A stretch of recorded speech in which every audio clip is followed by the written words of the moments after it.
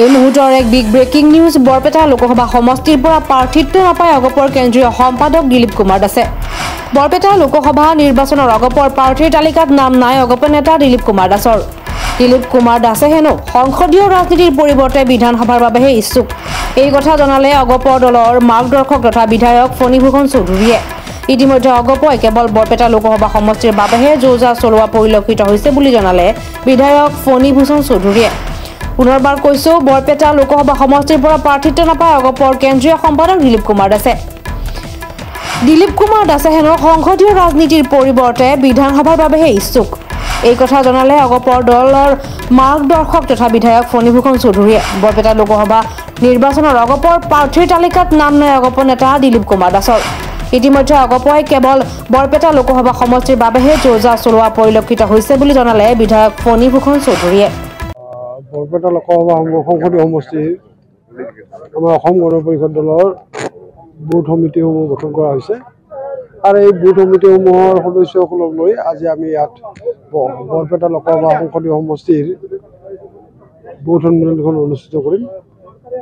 আৰু বৰপেটা লোকসভা সমষ্টিৰ মোটামুটি 2400 বুথ আছে, চেণ্টাৰ আছে আৰু আমাৰ মোটামুটি 95% বুথ কমিটি আমাৰ গঠন হৈছে।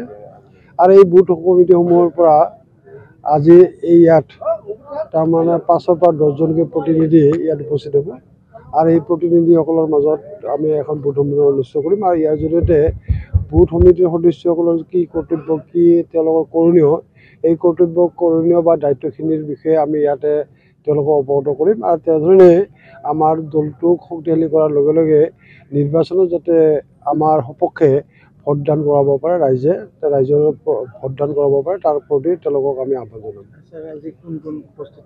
মানে আজি ইয়াত আমাৰ দলৰ সম্পূৰ্ণ নেতৃত্বই উপস্থিত, নেতৃবৃন্দ উপস্থিত থাকিব।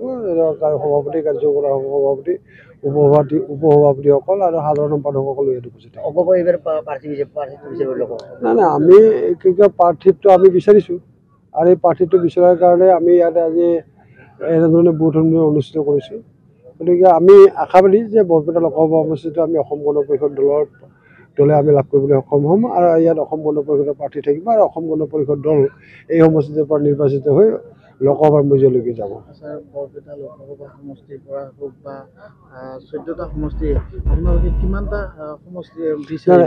এই আমি কিমানটা সমষ্টি বিচাৰোঁ সেই কথাটো মই এতিয়া আপোনালোকক ক'ব বিচৰা নাই, কাৰণ আমাৰ নেতৃত্ব আহি আছে, নেতৃবৃন্দৰ লগত আপোনালোকে কথা পাতি তেওঁলোকে নিশ্চয় আপোনালোকক এই বিষয়ে জনাব। কিন্তু কথাটো হৈছে আমি এই মুহূৰ্তত বৰপেটা লোকসভা সমষ্টিলৈ কনচাৰ্ণ হৈ আছোঁ আৰু আমি বৰপেটা লোকসভা সমষ্টিলৈ আমি আশাবাদী আৰু ইয়াত আমি দলৰ সংগঠন শক্তিশালী কৰাৰ ক্ষেত্ৰত আমি যোৱা প্ৰায় 2টা বছৰ ইয়াত আমি মনোনিৱেশ কৰিছোঁ আৰু আমি ভাবোঁ যে অসম গণ পৰিষদ দল বৰপেটা সংসদীয় সমষ্টিত শক্তিশালী অৱস্থাত আছে।